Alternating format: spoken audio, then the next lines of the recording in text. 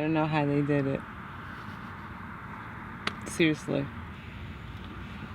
I'm just going to try and get through the next 5 miles. That's it. The next 5 miles. I can do 5 miles. The guy at 7-Eleven gave me a free Gatorade. Really? Because he saw I was so thirsty.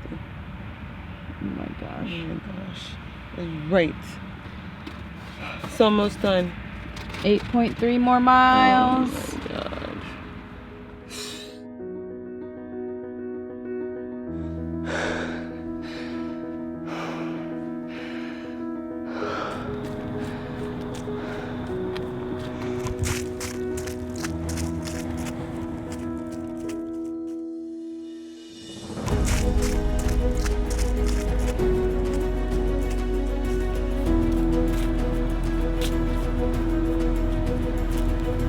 What? You're gonna walk from Maryland to Canada? I mean, I couldn't even get my mind around doing such a thing. So I got an early start this morning, somewhere around 4:30. And what's coming to me this morning is that I want to live my life fucking on purpose. I want to live my life on purpose.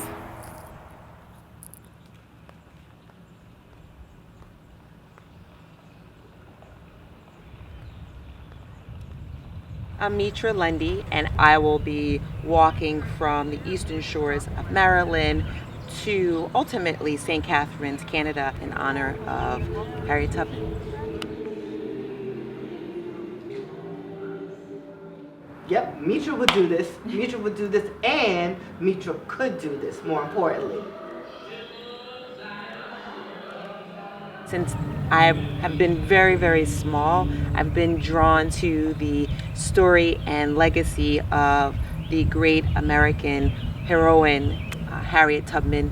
And so wherever there is a historic site or information about her, or a mural or a museum, I am there. I find my way there because I find her to be such a rich and strong human being that was here, that gave us so many gifts of how to live our lives with power and perseverance. I guess the first story that comes to mind is when we went to go see Harriet's house. How did you feel about that? I thought it was awesome. I mean, well, okay. I was probably like 11 years old, so... How'd you feel about the Tubman house? It's pretty cool, I guess. They still have it and stuff. How do you feel about it being a historical site? I mean... Think any of your friends would like to visit it? Think they would care? I think they probably feel the same way as I do. Which is? It's pretty cool, I guess. Do you think it's important for your friends and people, brown kids, to visit the Harriet Tubman house, or not so much? Sure, so they know about their history and stuff. Oh, that sounds cool. So specifically African culture and African American culture, I think that that's something that has been instilled within us since I was born, since I was young. Then I went out, just me alone, and brought me a chocolate ice cream cone. Myself, Metra, and my younger brother all went to an African school. We were definitely taught early on about history. So that was important. That my mother and father actually talked about that in the house. So that's something that we definitely grew up with. And where'd you learn that song anyway? Florine. Oh, so she used to sing it to you. Metra is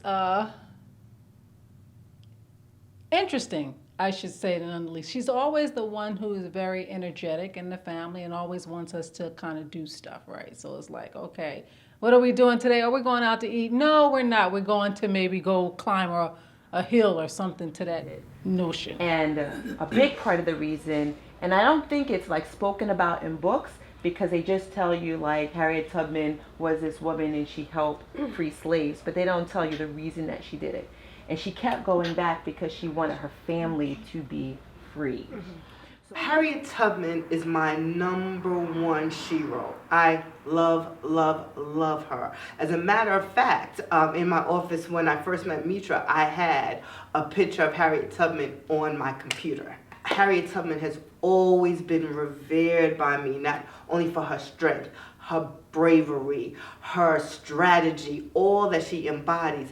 But what I loved about her story and her plight was that she was one of our sheroes that was never, ever, ever caught. She was able to execute her missions again and again and again and lived to a ripe old age and was never, ever captured or killed. That was significant. I just found a parallel in, like, here she was, a woman, she and her family, way back in the 1800s, whose family lifestyle was grounded in knowing the Creator, being close with your family, working hard, building community, and that we still represent that thing today. This idea of like oral tradition came up. Usually we don't write things down. So it dawned on me when I was learning about all this, and I was thinking about the circles that Mommy used to put us in and just like sing to us, like, wow, like that was oral tradition. Making fortunes behind the door. The cops came in and Joe ran out. Uncle Moen began to shout, "Run, Joe! Policeman won't let me go. Run, Joe! Policeman holding me hand. Lord, Lord, Lord, Lord, Lord, Lord, Lord, Lord, Lord, Lord." In my life, I've always looked at Harriet Tubman as a brilliant example of what it means to confront the things that are most challenging to you. I chose to do this walk in an effort to simulate what she did, how she used walking as a way in which to help other freedom seekers overcome the challenge of not having basic freedoms. And so while my journey was very different in that I wasn't in any kind of physical bondage, mental and emotional bondages are also things. And so I took on this journey as a way of freeing myself, so to speak. I was in pain, and that pain made me feel like I needed to do something. In the most recent past, she definitely is the woman that I look to help pull me out of that suffering. When Metra told you what she was going to do this summer, what was your initial honest reaction? Are you serious? Like, really? You know, like here, you know, just, I was amazed. And I'm like, are you kidding me? And I understood it. I did. I just didn't think that, I didn't think that I had the stamina to actually do it. And I think she actually has all of that plus more. I have always known my mom to have these really interesting ideas, and she'll bring it up and she'll be so enthusiastic. So of course when she told me, I had to match that enthusiasm, right? And then as she kept on going, it's like, she's really doing this. And then moving forward, this lady is really doing this, you know? So it got more intense. And then once she finished, and then I was just like, wow, left in a state of just astonishment.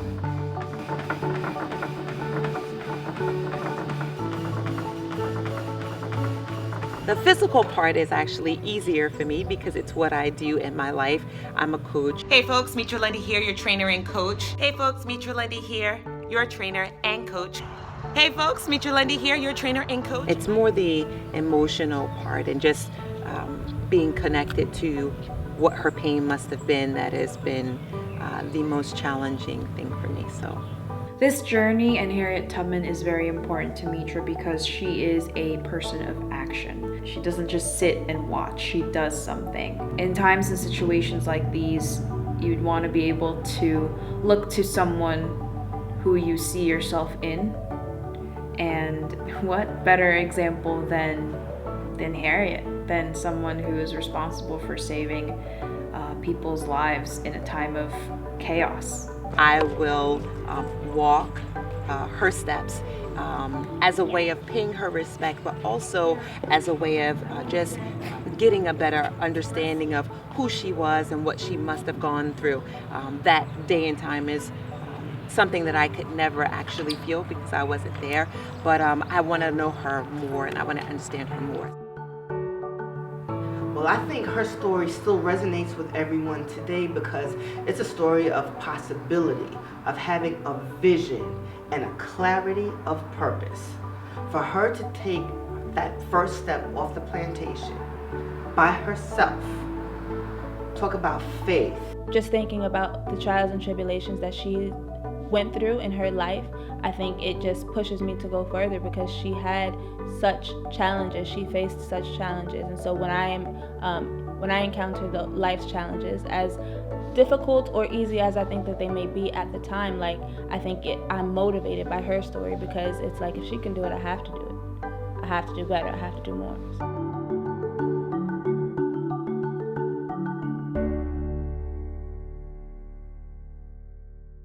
I got an email today from Kate Clifford Larson. She is the author of Bound for the Promised Land, and I sent her an email thanking her for the book and for the maps that she has in the book, guides for me to use on this journey to help me go from Maryland to Canada. Anyway, I had to share this with you because as soon as I got the email, Kim is helping me to figure out all the logistics, the maps, and how we're gonna get there and all that. Kim and I have been talking about the actual walk, how we're gonna, not just how we're gonna walk it, but the route. What's the terrain gonna be like?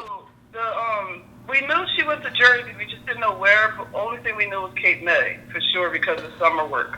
But that's way south, so it didn't make sense for how we were walking that we would even include Cape May. So it just made sense to try to stay, Raritan Ave, to stay on Raritan Ave for as long as possible until there was a turn. So basically as little turns as possible, as straight as possible to George Washington Bridge. A couple weekends ago, we drove the route that we thought we were going to take. Well, when I reached out to Kate, I gave her an idea of where we were going to start, and she made some suggestions. I suggest start your route at the Harriet Tubman Underground Railroad byway. The byway in Maryland is 126 miles, and it weaves its way through her birthplace, childhood, where she was a young adult, and later Underground Railroad missions.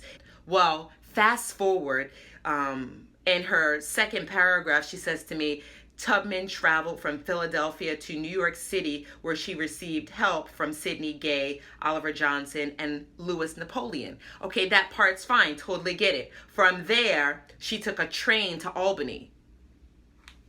Now, I had to sit back. Did you hear what I said? Harriet Tubman took a train to Albany. What was really significant about that was twofold. One was I was completely prepared to walk 600 miles by foot and take the most rugged, rough approach that I possibly could take, right? Because that was just the state that I was in. I was trying to figure some things out and solve some problems. So I was going to walk the way Harriet Tubman walked. But Harriet Tubman was brilliant, right? She was a strategist, and I don't think I don't think that when we're taught about her, that she's spoken of in that way. She took many modes of transportation. She took trains, she took wagons, right? She took what was available. So when I got the email from Kate and she explained like, you don't have to go 600 miles, it was I was excited, but I was also a little sad. I was like, here it was, I was thinking one way about Tubman, and I was like, man, I feel like I've been slighted a little bit because she took the more efficient way. I don't think we think in totality about the entire landscape.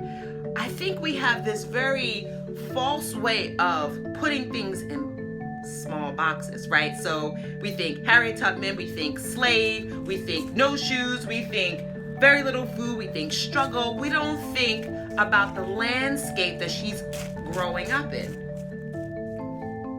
I'm not done. Okay, so she takes the train to Albany. She gets some more help. Then she goes to Rochester, where Frederick Douglass helps her and others. And then she takes a train to Niagara Falls. So she takes the train twice. Okay, cool. She takes 2 trains. She finally makes her way through Niagara Falls, and then she gets to St. Catharines. We might have to change the route now, right? Because now we're looking at the Underground Railroad byways map, and we weren't looking at that map before. So 600 miles might shift to something else. We need to have this whole project that she's done is inspirational to everyone, anybody who hears about it. It's like, wow, if people did that, literally hundreds and hundreds of miles, I can do that. How can I get stronger physically, mentally? It's just something that makes you reassess what's possible. We're almost at 404. And across the street from us is a house with the good old Confederate flag waving about. Even to this day, when I see the Confederate flag on the back of a pickup truck flying from someone's home, it immediately makes my back like literally stand up, because I feel like I have to be on high alert. It lets me know very clearly and succinctly that there's someone who does not believe in my humanity, someone who does not believe that I am equal, and depending on where they are on the spectrum of their belief, they may not even believe that I should be alive. So that's a lot to process when you see that. So we're in Maryland, and on the right side of the road, there are cars passing. They're moving maybe 10, 15 miles an hour, so they're going pretty slowly. And this truck passes us. It's a white Ford F-150, fairly new. And he passes us, but slows down significantly. When he slows down, he takes his arm, he leans out the window, turns around and looks back at us. He smiles, and I can still see his face right now. And he, clears his throat, or makes a sound with his throat, and he looks us dead in the eye. I see him looking directly at me, and he spits, right? And it's really just like this moment where he wanted to put fear in me. Like, I could see that he was trying to, in some way, intimidate me. It was scary. It was scary. It was scary that happened in 2019. It was scary that happened in Maryland, which is only 3 hours away from New Jersey. It was scary that he took pleasure in intimidating 2 women who are just walking, not doing anything, just walking. There are many people who don't think that this sort of hatred, racial hatred, exists. And that's a problem, because it is very much alive. And I experienced it. And so I decided to share that part of the journey, that story, because I think it's more important for me to talk about what our current reality is than for me to pretend like it's a non-issue. We can live cohesively when we understand each other's experience. And so my experience was someone tried to be hurtful towards me, to intimidate me because of the way I looked or what I was doing, and that should stop.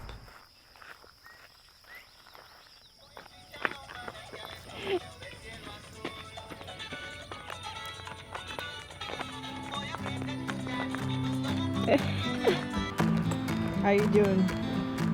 Working it out. No need to complain.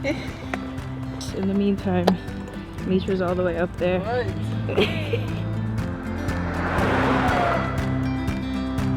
All right, so we are about 20 miles into the walk.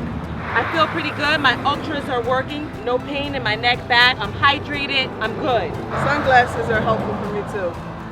Now here's the thing.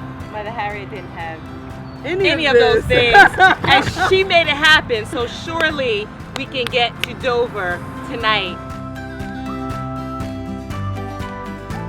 Oh my God. Somewhere around 20 miles, 22 miles, the delirium started to kick in. A little bit whoo-hoo and a little bit silly. but I'm making it happen. But in my silliness, so I looked at a post from my coach. He's like, great job, I'm so proud of you. I got a couple of text messages, great job. I'm like, all right, I'm going. But the deliria is still there, right? I'm not a poet, but it definitely came to my head. Metra, get your behind up. You done walk these 30 miles. You can make anything happen. Metra, get your behind up. And true story, anytime I'm doubting that I can do something, I am going to take myself back to this moment right here. And remember, I can do anything. And most of us can. It's our history. I don't appreciate when people segregate other people, apartheid, American slavery. So I think history is best understood together. We segregate our history the way we segregate ourselves, and you can't understand history till you bring all of the parts together. Yeah. And once you understand how everything works all together, kind of like nature, kind of like ecology, cycles, then you can understand everything much better. Yeah. I actually think that that is the missing piece in how we teach our children, right? Because I grew up in a house that was very aware of history, particularly history of Africans in this country. But I think the missing piece is that you look at it in a capsule. It's just a piece. It's just a piece here. Yeah. So African American history, Native American history, Japanese American history, Russian American history. But everything has to come together. Nothing happens in a vacuum. We've had a lot of people, I lead guided tours through our exhibit halls, and people just start crying. And they're like, I'm so sorry. I'm like, why are you apologizing? You're learning your history right now in front of me, and that's why I'm here. we are officially walking out of Maryland. Woohoo! Today I decided to wear a sundress, and I wore the sundress for a couple of reasons. So this particular outfit was made in Ghana, West Africa, when I was traveling there several years ago. It was made in the Ashanti region. And the reason that that is significant is in the book Bound for the Promised Land, in the introduction, it talks about Harriet Tubman and where they believe her family ancestry is.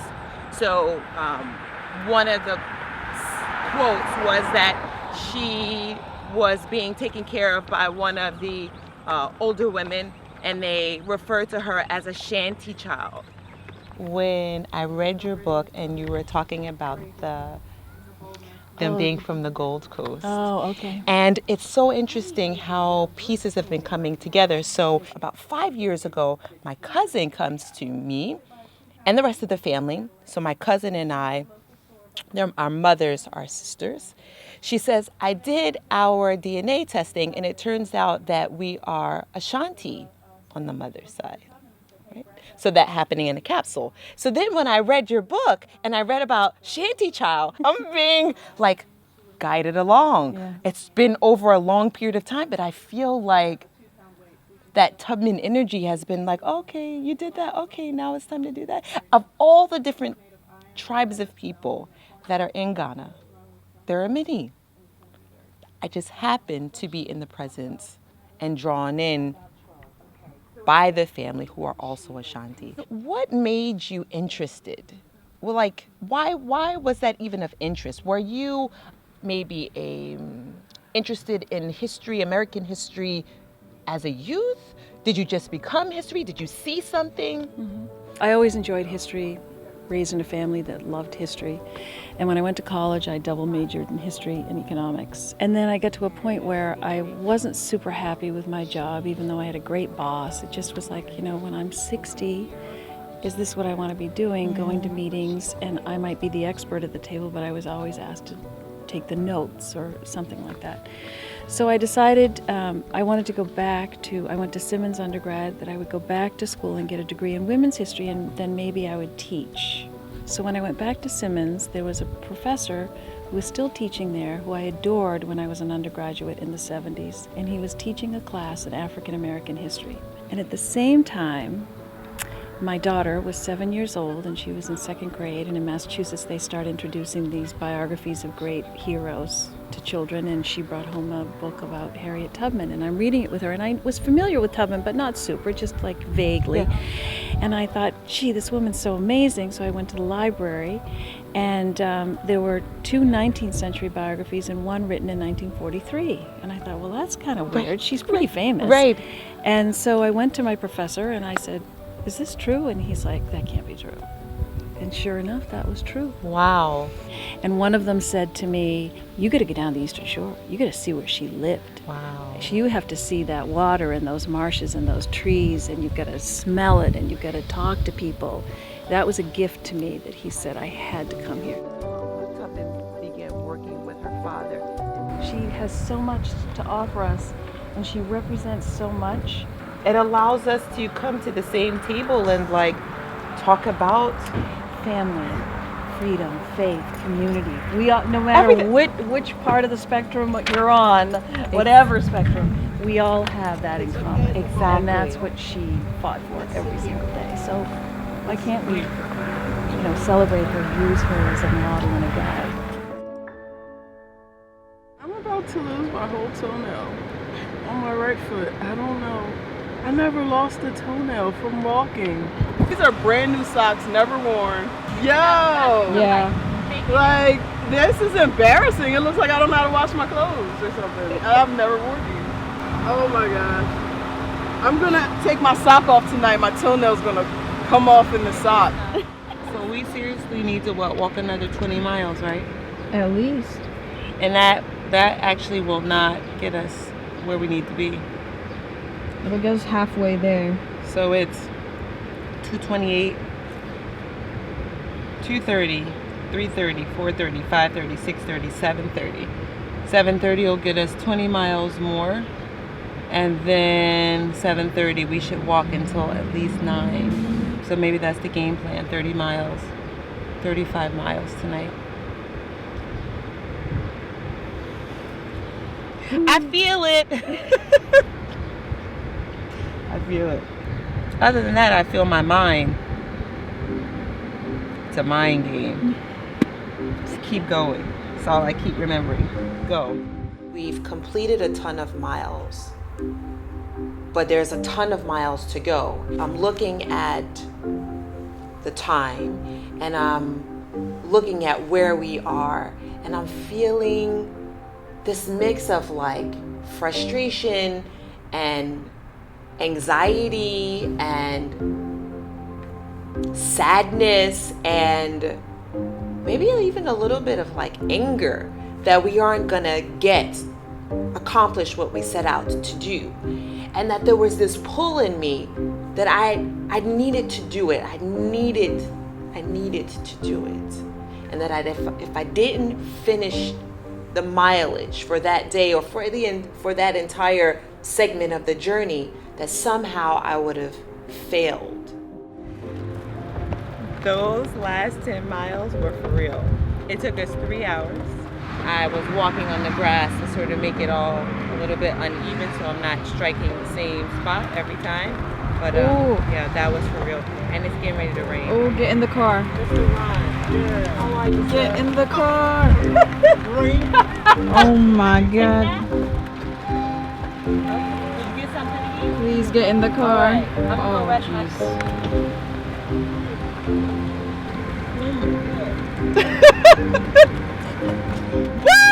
What is this timing? Oh, goodness. Listen. Somebody was watching out. I'm just saying, waited right until we got to the car. Yeah.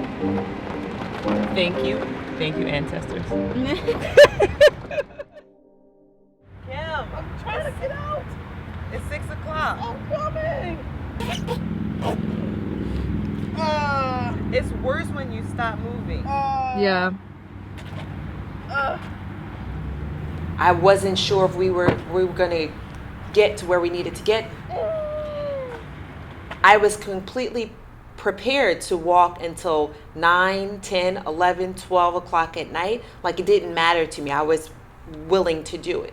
But I wasn't doing it alone. She and I were together. And so there was this struggle with me wanting to just completely go all in and do whatever I needed to do, but also being mindful that I'm not here by myself.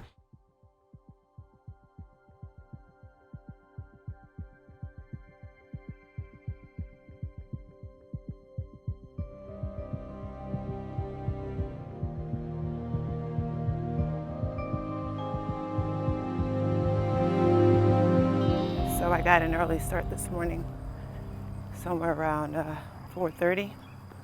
Got to the road, was up by about 3:15, and what's coming to me this morning is that I want to live my life fucking on purpose. I want to live my life on purpose. All of the examples in my life, including Harriet Tubman, they've lived their lives on purpose. So coming out of these miles, that is what I am affirming, on purpose.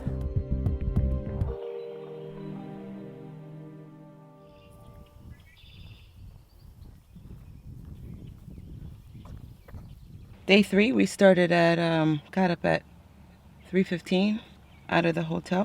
Shh, I'm delirious. Oh no. I've already gone 10 miles. This is what happens at 10 miles. You just start pouring things. Pretty much just ran 13. We're behind schedule, so we're gonna have to extend a day and hit 42 miles a day. So basically my mind is just fixated on how I'm gonna pace and meet the timing demands. You go through all kinds of emotions when you are on the road by yourself in what felt like the middle of the night. You know how you talk about when people are grieving, they are like happy and sad and angry and depressed, and right, you have all those emotions on the road. Moments of clarity, for sure. I feel like I'm a little less tolerant. Got a couple things to say to a couple people when I get back. Hope that's not delirious. Might be. Wait, did you explain why Kim is not here? I am riding solo, walking solo, jogging solo. For reasons outside of my control.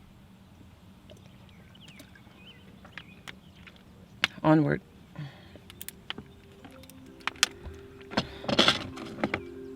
So when I was running, a bird was over my head, and I was like trying to get away from it. But for a solid, I would say 30 seconds, it was just like right over me, right over me. Mm.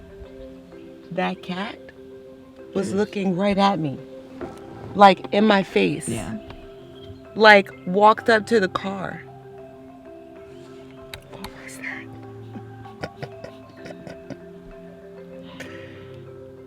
They're trying to tell you something. That cat looked me dead in the eye and just stood there.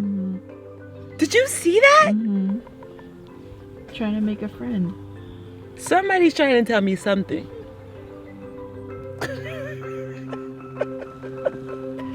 I don't know. Okay, I'm waiting. Okay. We're going together.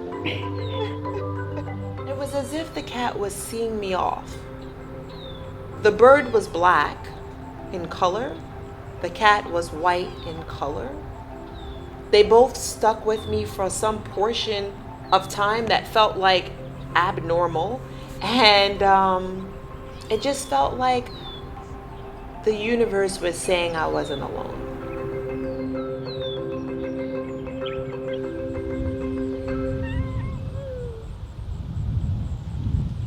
She left.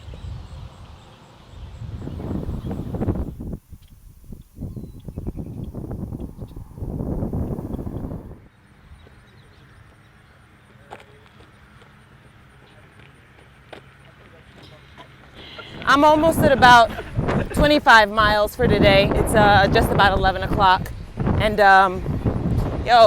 with all these miles in front of me, you have to be relentless. Like there's no other option. There's no other option. I don't know if I ever answered the question why I'm doing this. there are multiple reasons. But I think that the primary reason is that the work that Harriet Tubman did is not that far different than the work that we do today. She cared about a cause, and she worked to make those causes better. She was active. When you care about a cause, I don't care if it's 1836, 1849, or 2019, you must take action.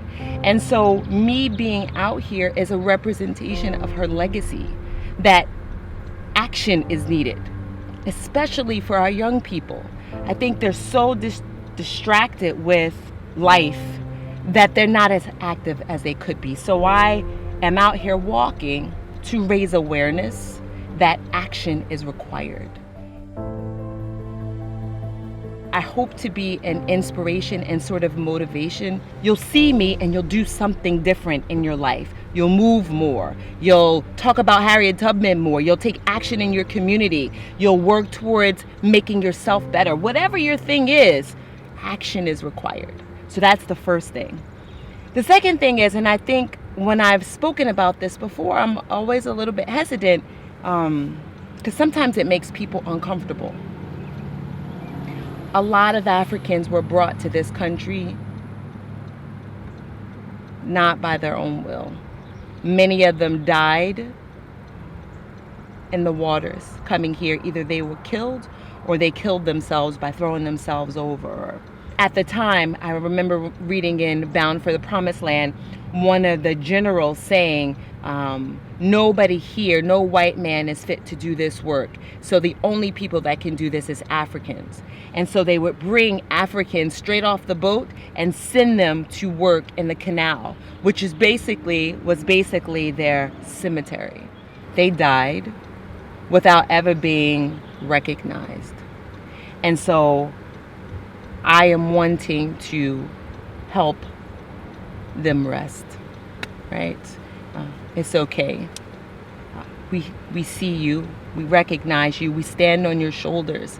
Many African Americans in this country, we stand on the shoulders of those Africans who were here and who died so that we can walk about freely. And so if not for them, we wouldn't be here. So every step that I take, I hope to allow for peace to be amongst their souls anywhere in this area and beyond. So it's going good. She's not stopping. Last 2 miles of the day.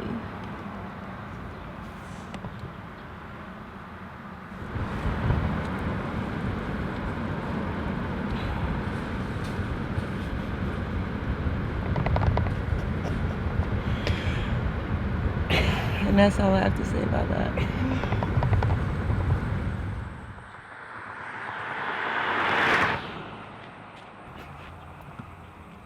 You know what I was thinking? Man, this walk is one thing, but doing it while you're hungry, like that is on a whole nother level. Like I couldn't imagine doing this hungry, sick, crazy. It's crazy.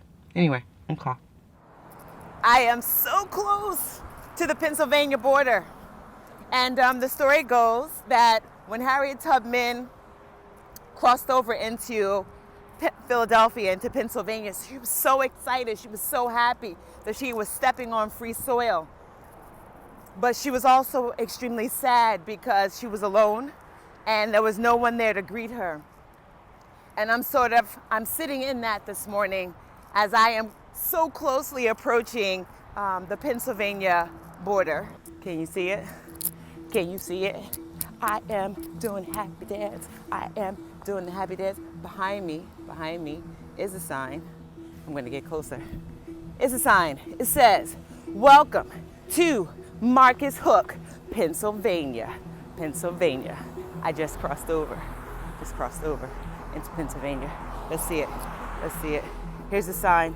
Sun's in the way, but I promise you it's there.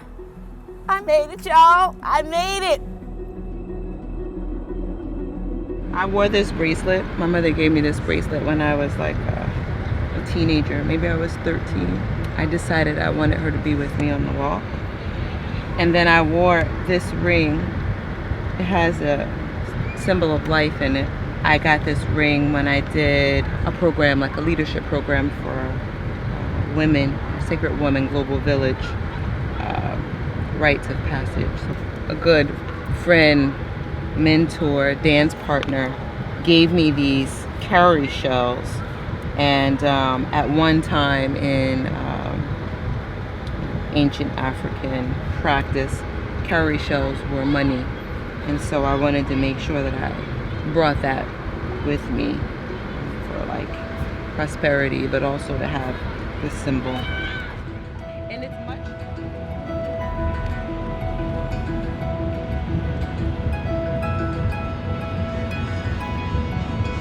I'm so happy to see you.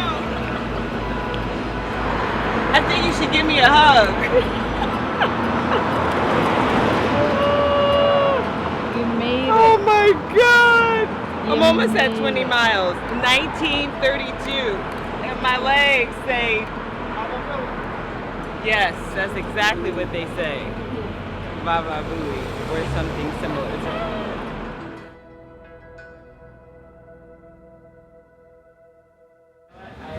It's time to eat.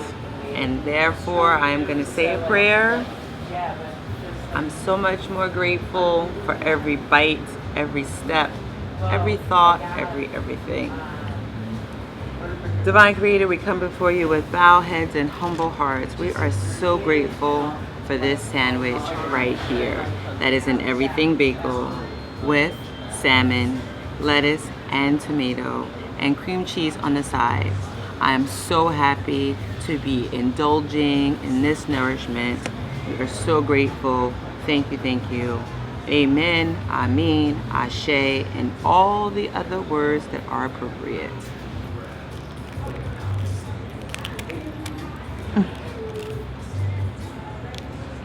It's like heaven. It's like heaven in my mouth. Oh my God. Okay. Let the record show this is the first meal she's had in like 2 or 3 days. Besides peanut butter and honey. When you're walking so many hours, one, you don't want to stop to eat because it takes too long. We had mileage to cover. Two, you need the momentum of just continuing. If you stop, then all the muscles feel like they get cold and it makes it that much harder to keep going. Three, peanut butter and bread, carb and protein combination is great for helping to sustain energy long term. So for 4 days, I only ate peanut butter and honey. So by the time I sat down and had that very delicious bagel with salmon on it, it was like heaven in my mouth. Independence Hall, just a block or so away, where Congress decided, hey, black people should only be considered 3/5 person in comparison to whites. Also the place where the Fugitive Slave Act was signed by Congress, saying that those slaves who ran away from their slave masters should be captured and sent back. The Fugitive Slave Act was pivotal because it changed the whole landscape of what freedom meant and what it would take to really be free. So it took a journey that was 90 to 100 miles. If you can get to Philly, you were okay. Now, with this new Slave Act, now it requires you to take a journey of 500 miles. Anytime your humanity has to be legislated and debated based on your race, right? Based on your race, that right there is the definition of being racist. So 3/5 in our legal document, the Constitution, we are a fraction of a person. A fraction of a person. The 13th Amendment, the abolishment of slavery, had to be legislated. The 14th Amendment, your citizenship, had to be legislated. 15th Amendment, the right to vote to African American men, not women, to African American, had to be legislated. But here we are, fast forward to 2020, and these, what you would think are basic, non-negotiable concepts at this time, are still debatable. Our right to humanity and personhood, Black Lives Matter, voting rights, disenfranchisement, still very much an issue in 2020. So when you look at the legislation and the root of all that we're still experiencing today, starts there. Independence Hall, y'all. We have arrived. It is that place where she stepped onto free land and was like, I'm free, I'm free, I'm free. Now let me go back and get my friends and family. I've got a little bit of the journey left, but that journey is all about what I'm gonna do to take action, to be a cleaner, to be relentless, and to raise awareness about who she was, but also take action in my community with all the causes that I feel are important to me. If you've been following my journey and you've been inspired, I am gonna ask that you take action. Green is a symbol of prosperity. I remember really feeling that thread in a way that I hadn't felt it when I purchased it from the store, that it was like wound together, that there were many pieces of it. It wasn't just like one piece of thread, but there were 4, 5, 10, 20 pieces of thread wound around each other. And in my head, I thought, wow, there's like a bonding here. And we wrap it around the neck. Not too tight. I gotta think about things being too tight. And then finally, because we want prosperity from head to toe, we take the green and we wrap it around the ankle. And I thought about where I was and what I was doing and what Harriet Tubman's role was during her time. It had everything to do with bringing people together. Let there be happiness, let there be compassion and tolerance for everyone, and let there be prosperity.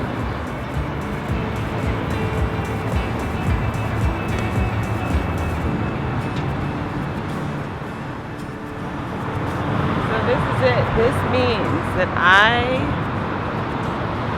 am just about completed with this part of the journey. That deserves a little shimmy.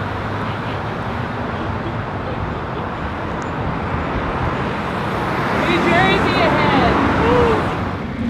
I just crossed over from Philadelphia into New Jersey, and that Philly journey up until Philly was all about Harriet Tubman and everything she stood for. And the thing is that I think people, and even me, sometimes think very small about what she did. She was about freedom and about women's suffrage movement. But she was also about love and compassion and tolerance for one another. And so as I was walking over, I was thinking about, what's that highest feeling inside of us, and it's love. And so, touching down into New Jersey, what am I specifically going to do to help raise awareness about Harriet Tubman, but also just about her legacy? And the word just love kept coming up. And for me, it means loving people, things, causes, without inhibition, without pause, just loving fully and completely. And then the extension of that is doing everything in my power to make a difference. So, it's all about love, especially love of this peanut butter sandwich right now. And so it is. Done. 42.05. Who said you can't do something? You can do it. You can do it. One foot in front of the other. Go. That's it.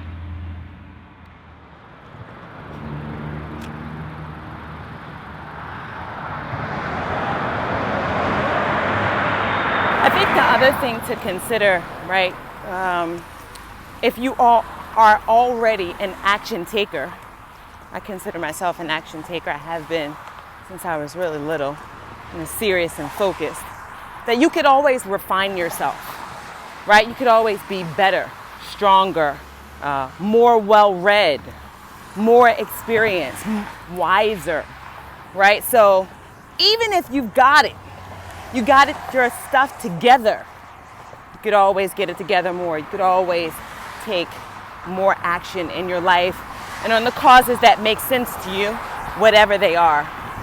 So, take my words as words of encouragement to me, but also to you, that taking action requires decision, focus, and then doing. So.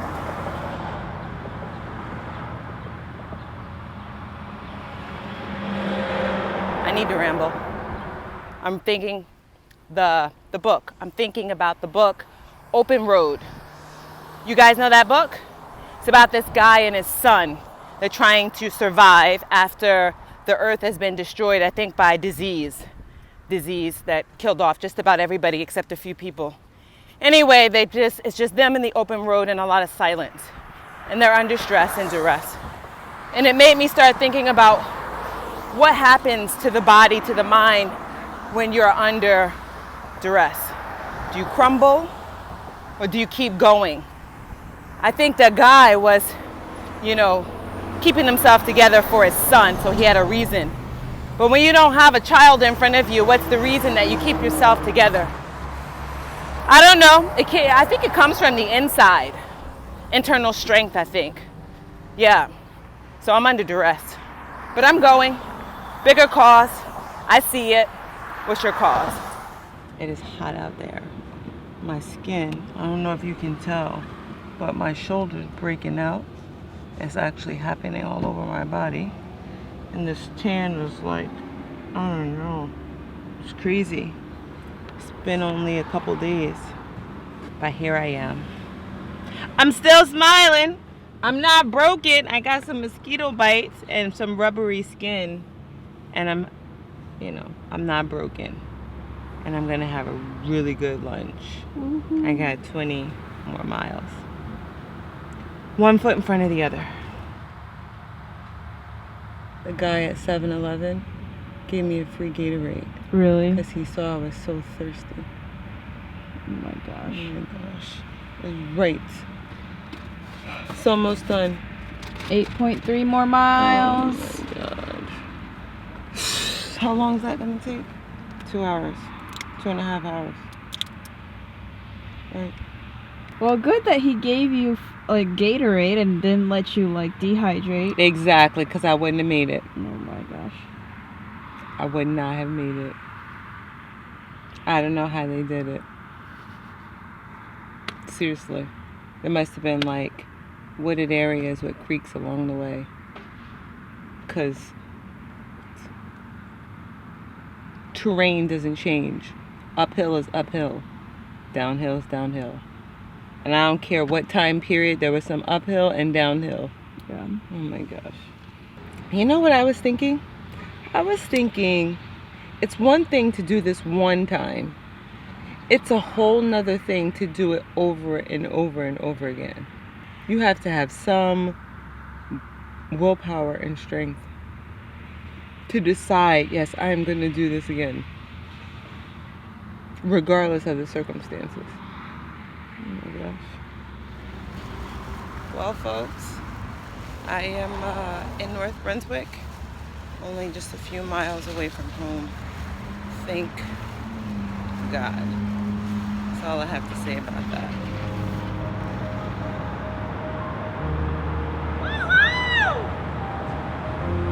I still have Harriet Tubman flowing through my veins. Her legacy lives on. I've raised awareness. My family's here to support. It's a great thing. Even if it rained a little bit earlier. And I had to pull out the poncho and the umbrella on the highway.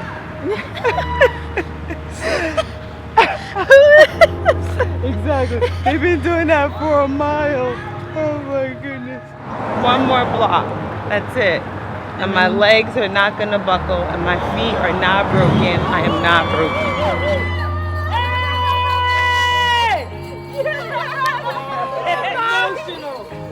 Emotional. You did it. You did it. Amazing. Amazing. You were determined, and you did it. And everybody feel your pain. Oh my goodness. You made me a Kim! Which one? Right there. Which one? Back of you. Kim! We'll have to take a picture with me. Woo!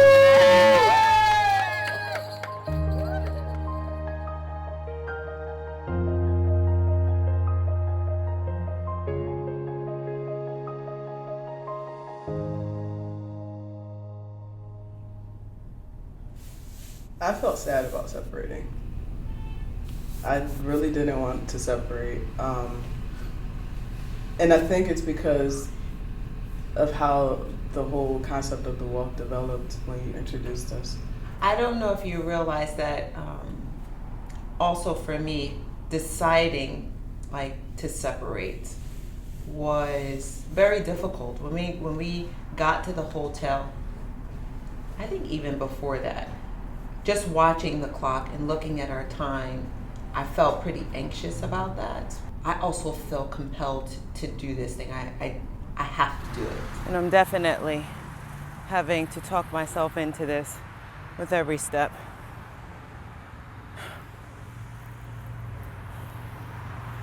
Thank God I'm doing this for a bigger cause. Thank God you guys are being more aware. The whole point was awareness. It's almost done. I called 3 people, actually, for like emotional support. I got a chance to see the rigidity in my personality, right? Like I'm very, here is the plan, follow the plan.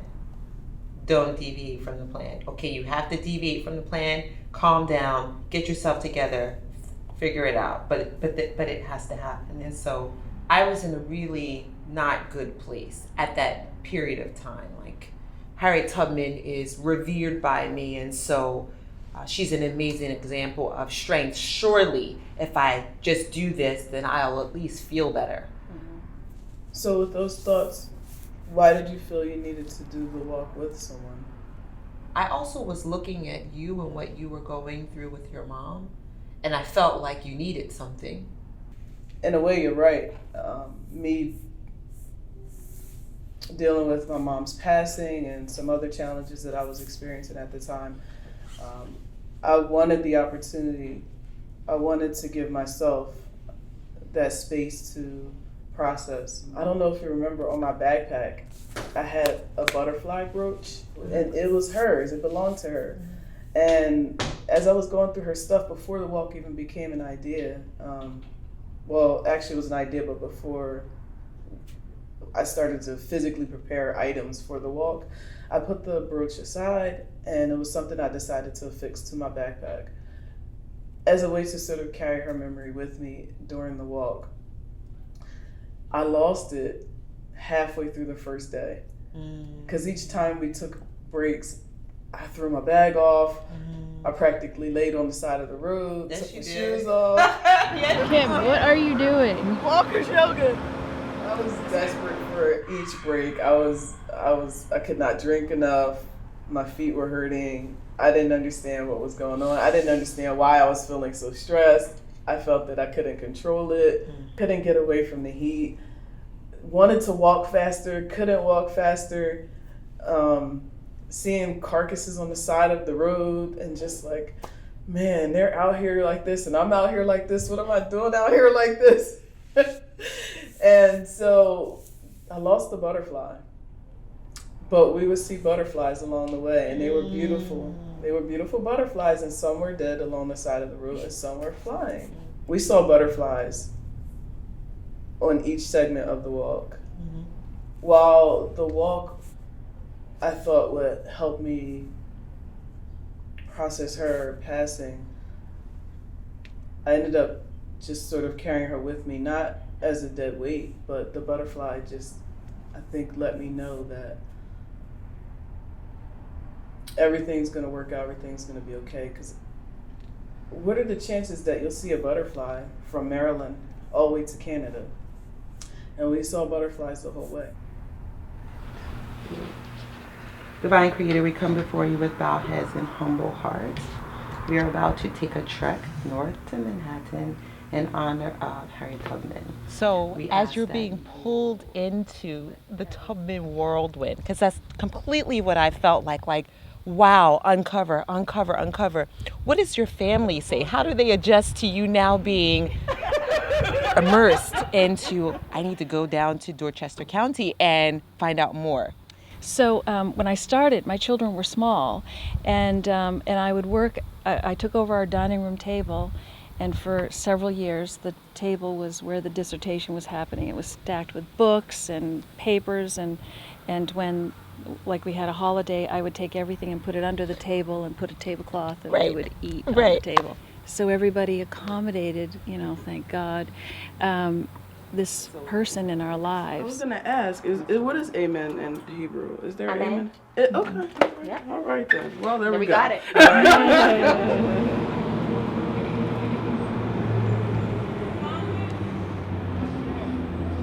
How's everyone feeling? Great. Empowered. I love it. Right.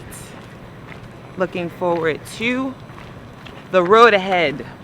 On the road again. So the first portion of the journey took 5 days, and I walked somewhere between 14 and 16 hours, roughly between 30 and 42 miles a day.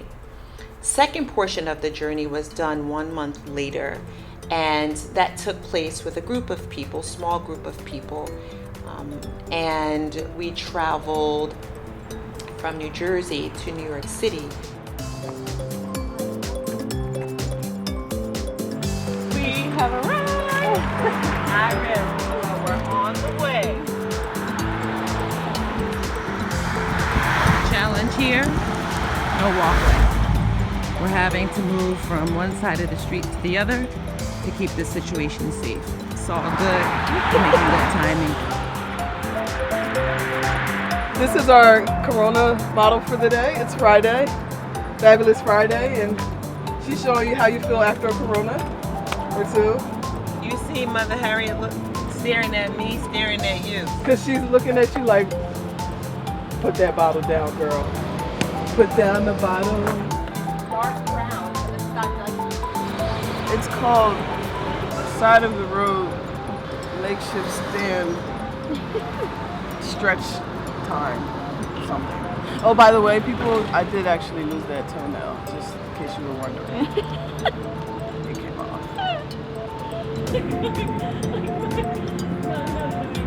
Talk a little bit about the journey thus far. Oh man, we were actually just walking and it was very quiet, and I was thinking about, I really can't complain about anything that I'm feeling right now. But the whole point of this is to experience what Harriet Tubman felt like when she was walking. So I'm doing pretty well considering everything that I have with me. That's amazing. Thank you. I'm feeling proud of myself. I'm feeling quite tired and ready to be in my bed for a little while. So the journey is going to stop right here for you. But she couldn't just decide, like, I'm not feeling up to it today. I'm going to turn around and go back. That's a very valid point. Like, people's lives were at stake. Exactly, including hers. Yeah. Thank you so much. You should be proud of yourself. I am. I am, you too. Yes. So this is the head I chose for the walk. We just took a break and woo, it's hot out here. So this is what I discovered. Stay the path, people. Stay the path.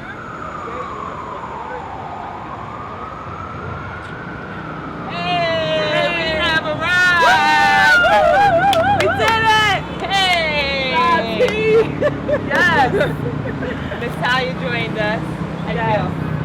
I feel great. Yay. This is something I never would have done before. I still can't believe I'm out here. My husband was like, you're going where to do what? When? Now? Over the said, yes, that's DW right.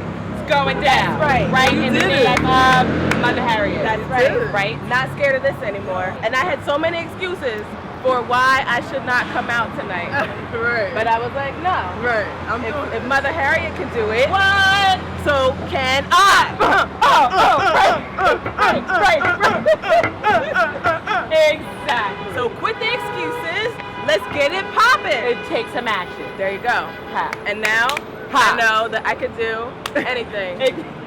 Can I just tell you how happy I am that we're on the train? And I'm so happy that Harriet Tubman had the insight to get on the train, because now we get to be on the train from Manhattan 34th Street to Albany. We'll stay overnight, and then there's a special Strawberry Festival this weekend and at the new Heritage Center, and there's supposed to be a Harriet Tubman descendant there speaking. so I'm so beyond excited about that. I mean, like, never in my wildest dreams did I think that I would meet a Harriet Tubman descendant, but here we are. I'm going to try and contain myself and not plaster hugs all over her. So.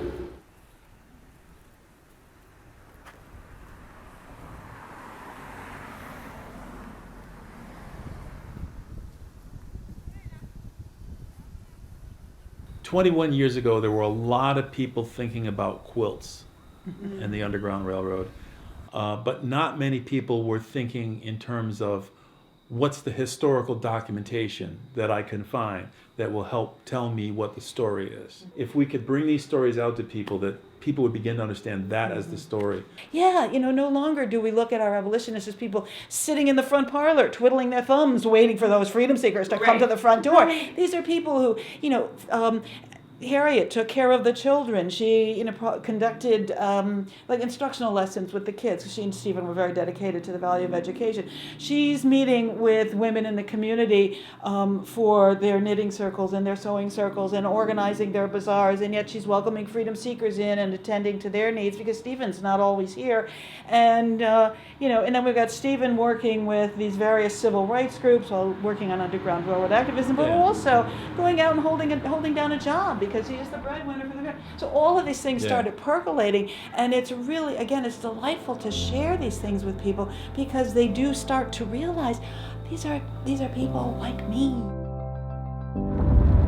I think for me, I always or have always felt her sort of coursing through my veins. So my mentor actually really helped to raise me. We'd go to the Franklin Township Library, and I read every single book at the library on African American history, like for children. I can't remember exactly when Tubman became a thing for me. Maybe I was a young adult when I started actually honing in on it. Yeah, and sort of seeking her out. What we would do to try to answer all these questions and really ground Tubman in a central and fixed place in our house stories was this exhibit, which was designed to be a series of parallel timelines that will eventually intersect on this convergence wall. Wow. And you can follow a series of difficult and momentous choices made by both sides, the Tubman and Seward families, and the choices they made. And it was a fraught and difficult choice with both sides seemingly having good reasons, like, for example, decision to leave, to go with Harriet Tubman, to be Harriet Tubman meant almost always leaving people behind when she would appear. The Seward House is very significant for our history because it enabled Harriet to have a base, a place where she can do all of her activities, a place to call home, property. She could grow food. She could house fugitive slaves. She could hold meetings. She could strategize. That changed the game. That changed the game and made her a property owner, which I love. It's so amazing to me because here she was, a woman who was literally property, now a property owner, right? She has real estate. That's a serious asset for a woman, for anyone at that time to have 7 acres, but a woman, an African-American woman, and Seward was the channel for that. So that is significant and enabled her to do so many things to further the cause. Hello. Hi, how are you today? I'm doing very well. I have a bit of a unique situation, and I'll give you the short version. So I'm driving along the road. I call the Heritage Center. There's a new Heritage Center in Auburn, and one of Harriet Tubman's descendants is going to be there today. Oh, really? Oh, that's amazing.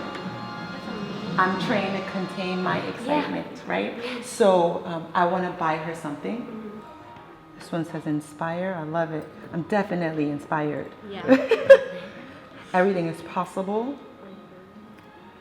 But I think the compass one, is yes, so appropriate. The description on the card is perfect. Would you, could you wrap it for me? Yeah, stuff. Absolutely. Excellent. Sold. It's perfect. It's so perfect. Thank you so much. Yeah. It was so great to hear your story. You're so inspiring. It's amazing. Let's see if we can inspire the world. Let's see. Yeah. Absolutely. Take some action. Takes one start person. a whole revolution, and the next thing you know, you'll be doing tours of the whole. That's the plan, amazing. right? Yeah. Take action. Yep. Yeah. All right. Nice to meet you. I'm literally gonna try not to cry. Like, I am going to try not to shed a tear here. I'm going to try not to shed a tear. That's the game plan.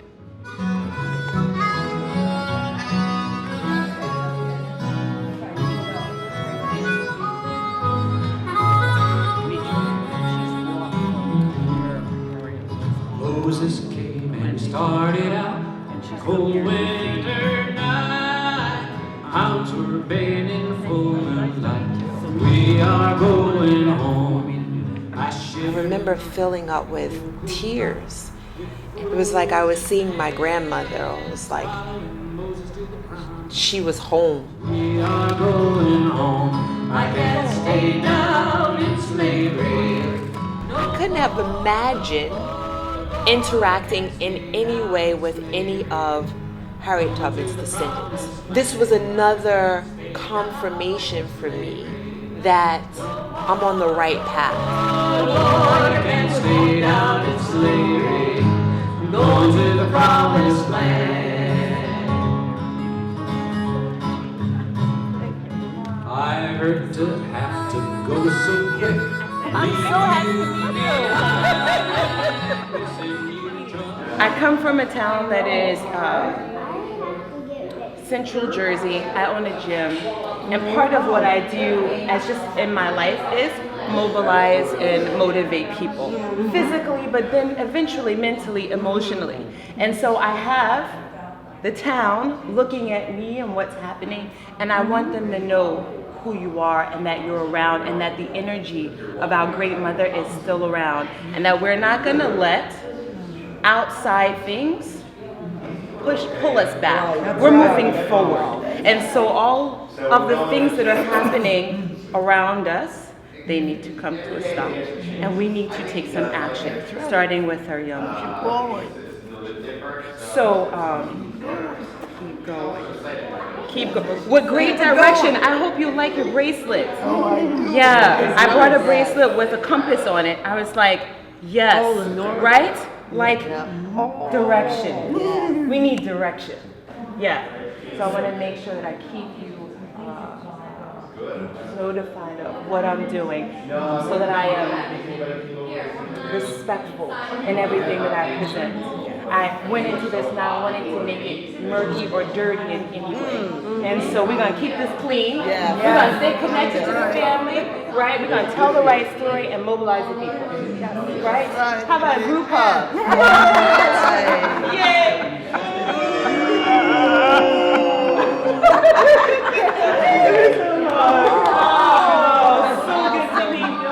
Words cannot describe what I'm feeling right now. It feels like I was placed here at just the right time. I'm not sure what is going to roll out from this, right? I can't predict the future. But what I can say is that if you're ever in touch with what feels right, this felt like spot on. And I'm so grateful and so thankful to have had the opportunity to interact with the family, to pay homage to great woman, great mother, great nurturer. And I've been fighting back tears the entire time because I'm so moved. And I hope that the work that is being done will set the tone for something really awesome. I'm hopeful. So, yeah, so I just wanted to say that. Girl, well, listen, Metra, I don't know what you do with the rest of your day at this point. I mean, just take 2 seconds to just think about when you first conceived of this magnificent mission. Now, you might have had one concept of what might happen and what you're going to do, and then all of the other things that have happened, the people you have met, the people who wandered right into your studio, the people you have met on the road, the descendants of Harriet Tubman. How do we find the plot?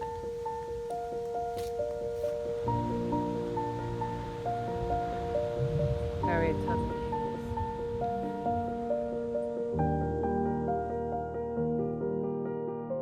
Today is like, this is a defining moment. Like, this is a defining moment. Today is what, July 20th, 2019? Huge.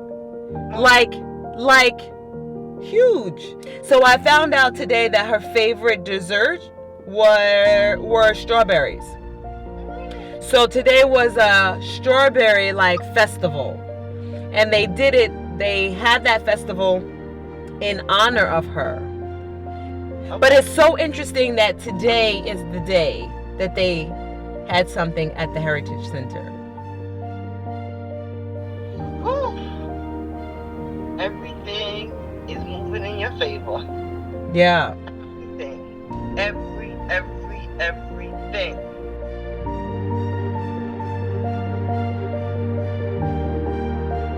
For me, Harriet Tubman is a person that empowers me.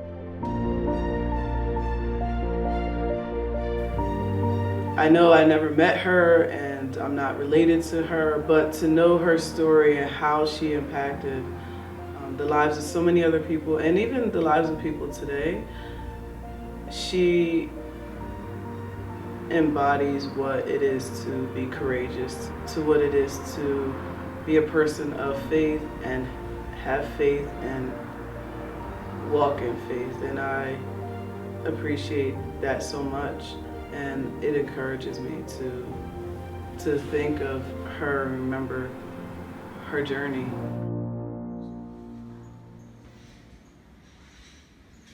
So this is something I knew as a child. I didn't understand the power of this story until I got a lot older, and then also, being around peers that didn't have a sense of roots or foundation. They didn't have the same sense of surety that I did. The bridge was constructed in 1847. It allowed people to walk across or catch a carriage across. It was 50 cents per person. And then by 1855, this bridge began to carry the train at the top that you saw Harriet Tubman on. Oh, wow. Right? Keep in mind that during that time, there were no customs. So this train, if you jumped on this train in New York City or Rochester, by virtue of simply riding this train, it would take you clearly across the Canadian side. Right? You learn about resilience in these stories because you see the obstacles and the challenges that people were literally able to overcome. And then you also see that there was something that was beyond a human capacity that gave them the ability to overcome a lot of those challenges and obstacles. So you see resilience, but then you also see that infinite potential or possibilities. It wasn't a question of can I or can't I, it is how do I need to do it and setting a timeline of when I wanted to get it done. There was no question or doubt or anything. The first part of the journey, walking from her house, for me was the most moving, right? This part, I've got mixed emotions. Part of me is excited because they're right there, she's right there. It's also really interesting how much our mind plays into what we can accomplish, right? So walking from Kinetics to the George Washington Bridge, had I done it alone, it may have taken me longer, because it was very humid that day, and then once we got to the hills, but we were with a group, and I was of the mindset that got to get this done today, can't split this up, so I was able to do it. So I think even just how I realized how much power the mind has in terms of your ability to do something. Yes, it's all here. Yeah, right? That's also something that I've learned a lot about myself. It's Canada. Over there. You said all those buildings. Kim, what? What is that? Canada. That is definitely not. That is definitely not Canada. Get your passport out. Wait, it's so. I need you to stop making things up. It's Canada. She doesn't like to be wrong.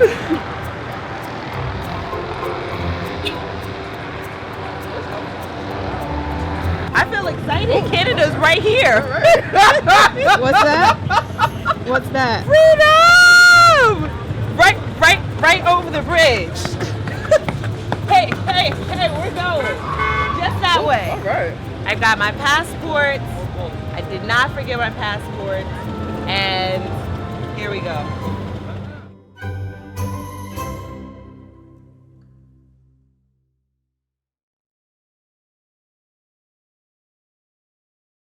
My family's been going through the immigration process for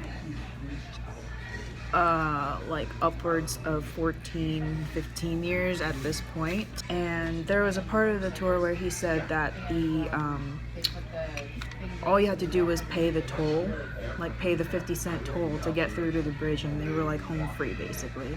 So we met with the immigration officer yesterday who was doing our interview for the green card, and that would have been it. Like that would have been the final push. But for whatever reason, there was some type of paperwork missing, some supplement to whatever it is. I don't know all the legal jargon, but basically it would fix everything. But it's a very expensive form, and there's 4 of us. So it's like, imagine having to save up for those like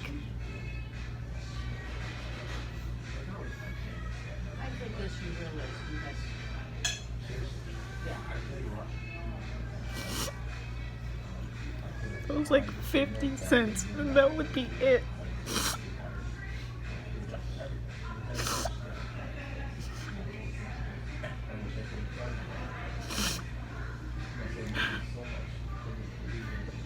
It would be done.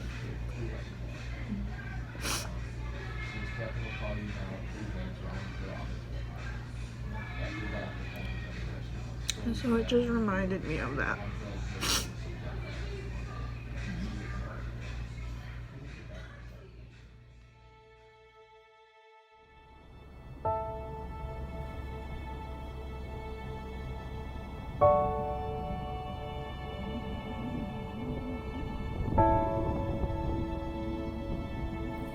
We're in Canada, on our way to St. Catharines. We've got probably 2 hours or so. So far, so good. I like the peace of this street. When you cross over from the border, it's a bit hectic and touristy. This is quiet and peaceful. What are you doing right now? Oh, my feet hurt so bad. I feel like I got the author. Oh my goodness. My feet. How? Well, here's the good news. We only have like an hour left. I know. Praise Jesus. I hope the church is open so I can lay on the floor. Oh my goodness. Oh.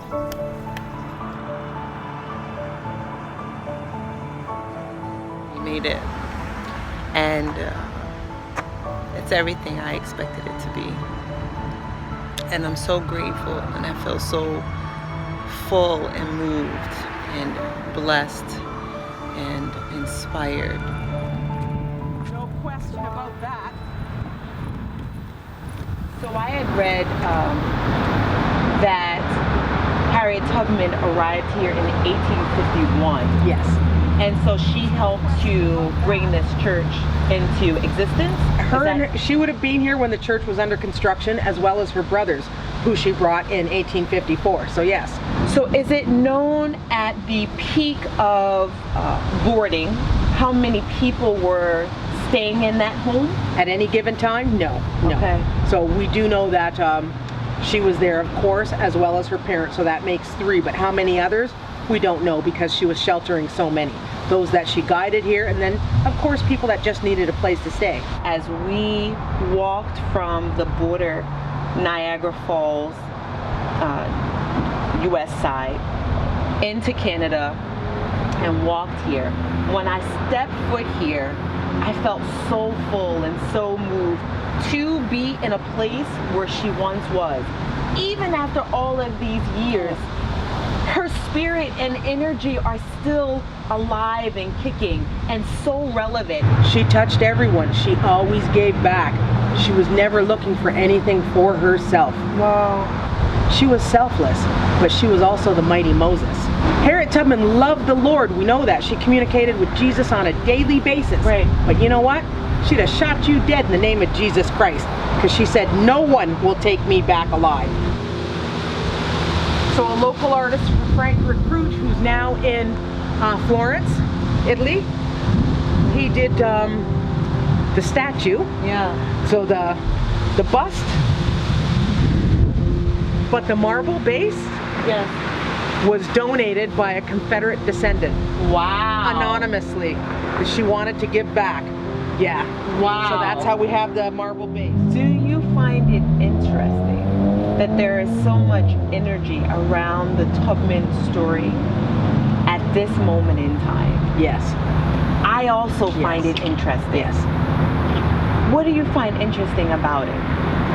As we elevate her as a freedom fighter, we have all this madness going on around us on a global level of white nationalism. So eventually the two are going to collide, because there's too many people that love Tubman, the Underground Railroad, and the heroes and sheroes of the Underground Railroad, whether they be black or white. People get that. What's foreign is the white nationalism. Like, I'm here pretty much every day, and I thank God that I have the ability to do what I do, to even have the movement and to honor my ancestors. And just to come out here, like, I give thanks every day for allowing me to be the individual that can stand guard over my ancestors' narratives. Wow. So I'm talking just the works that she did, the love for her people, the constantly going back to pull one. I mean, that's relevant today. You have to, with all what's going on in the world, you have to always reach back and grab somebody, bring somebody, help someone. And to do that, you just got to keep striving, striving. And just always remember, you didn't get here alone. Well, the short story is I decided to be part of this documentary because Metra told me that I needed to be. That's one, right? The longer answer is that, to be honest, I didn't have a good reason other than the fact that it was work. That was the first thing. But as it went along, it became more clear. As we took the journey and as I worked on it, it became more clear how important this kind of work is, not just for me, or right, personally, yes, for me, but also just in general for a lot of people. And I didn't see it for the longest time.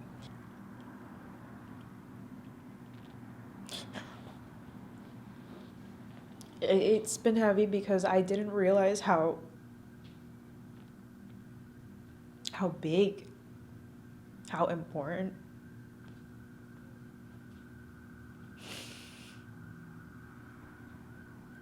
and how relevant it would be. Being not white or black, you kind of get left out of that kind of conversation a lot of the time. So you don't really fully understand, at least for me personally, right? Like I didn't really fully understand what the problems were. And to learn about it in school, in public school, it doesn't do it justice. It doesn't give you the experience, like it doesn't give you the information of how everyone experiences what is happening. And it wasn't until I did this, and it wasn't until 2020 that it was like, okay, like it's a thing. We're all just people. Like, we're humans who have experiences and feelings and just want to live the best life that we can. I think right now, in the times that we're in, kind of having more awareness on who Harriet was and just everything that surrounded her, her journey, what came out of her and her journey is so crucial and so important, not only to my generation, but to everyone. It's relevant because to me, Harriet Tubman is a study in leadership, perseverance, strategy, and clarity of vision. When she states, "Give me liberty or death," she was clear and she was committed to that. And I believe that her clarity of purpose is what caused all of these different things to align for her to successfully do her missions again and again and again. So whenever there's a time in my life, I personally refer to her. Anytime I'm feeling like I get clear on the vision, don't stop and move forward. Knowing your history is important. Knowing where you came from is important because it actually sets you up for the life we're in, right? If you don't know what happened before, then you don't really respect where you're at now, right? So it's almost like you need to know what happened before to even understand what's happening today. The Harriet Tubman journey gives me hope for what is possible. It gives us hope as a people, I believe, because it kind of puts it back in our face again of how great we are, what we've accomplished with so little, and we have so much at our disposal now. What can we do that's even bigger and better? So we've done a lot this summer. So the real question is, what are we going to need to do to continue to grow for the rest of the year and then the years to come? What do you think? I don't know. I think some growth comes in putting a documentary together because you're reliving the experience and reflecting later, which I think will bring more thoughts, more emotions. So basically what you're saying is that this is just the beginning. Correct. Yeah, I agree.